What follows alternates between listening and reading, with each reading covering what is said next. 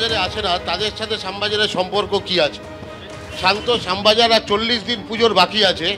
আপনারা দেখুন একটা জিনিস, যেটা আরজিকরের ঘটনায় আমরা সবাই দোষী, শাস্তি চাইছি। পিতামাতা হওয়া এখনো কি স্বপ্ন? অ্যাপোলো ফার্টিলিটির সাথে আপনার পিতামাতা হওয়ার স্বপ্ন পূরণ করুন। বিনামূল্যে পরামর্শের জন্য কল করুন 9953922843। ছাত্র সমাজের আন্দোলনের নাম করে কারা গিয়ে বিক্ষোভ দেখালো, তার জন্য বাংলা বন্ধ?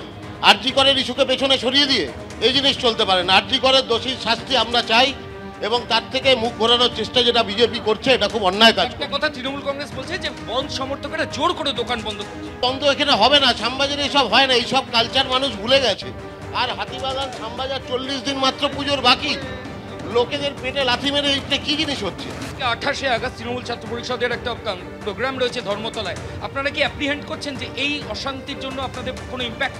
তা সেটার সাথে কোনো সম্পর্ক নেই। দেখুন, ছাত্রদের মিছিলে ছাত্ররা সবাই সমাবেত হবে।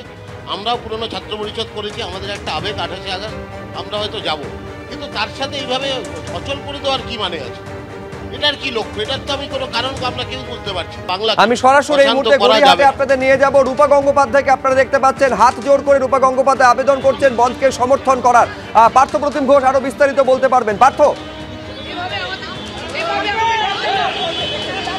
দেখো এই মুহূর্তে দেখতে পাচ্ছ যে রূপা গঙ্গোপাধ্যায় তিনি এসছেন এবং গড়িয়াহাট মোড়ে তিনি এসছেন এবং এসে প্রচুর সংখ্যায় পুলিশ মোতায়েন রয়েছে এবং সাধারণ মানুষের কথা বলছে। একটি মেয়েকে এভাবে নৃশংসভাবে তাকে কথা বলছেন যে আরজিকরের যে ঘটনা, বাচ্চারা, সাধারণ কিছু বাচ্চারা কালকে গেছিল, আন্দোলন করেছে, প্রচুর পিটিয়েছে, আজকে গুলি চালিয়েছে, আজকে গুলি চালাচ্ছে রাস্তায় রাস্তায়। আপনাদেরকে অনুরোধ করছি বন্ধের সমর্থনে একেবারে তিনি সাধারণ মানুষের কাছে যাচ্ছেন। নির্মম মমতা বন্দ্যোপাধ্যায়কে আপনারা শাস্তি দিন। অন্যদিকে তৃণমূলের একটা মিছিল আসছে, এইদিকে দেখতে পাচ্ছি আমরা গড়িয়াহাট মোড়ে তৃণমূল কর্মীরা মিছিল করে নিয়ে আসছেন তারা, এবং সেখানে পুলিশ তাদেরকে আটকাচ্ছে। একদিকে রূপা গঙ্গোপাধ্যায় আর তিনি রয়েছেন, এবং ঠিক উল্টো দিকে তৃণমূল কর্মীরা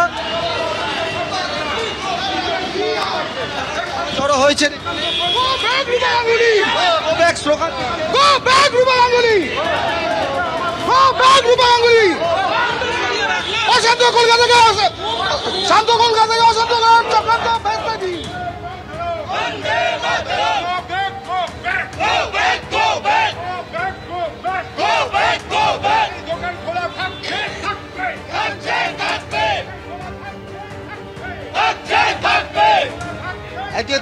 একদিকে রূপা গাঙ্গুলিকে গো ব্যাক স্লোগান, এবং উল্টো দিকে দেখতে পাচ্ছি রূপা গঙ্গোপাধ্যায় তিনি রয়েছেন গড়িয়াহাট মোড়ে এবং থেকে দিদি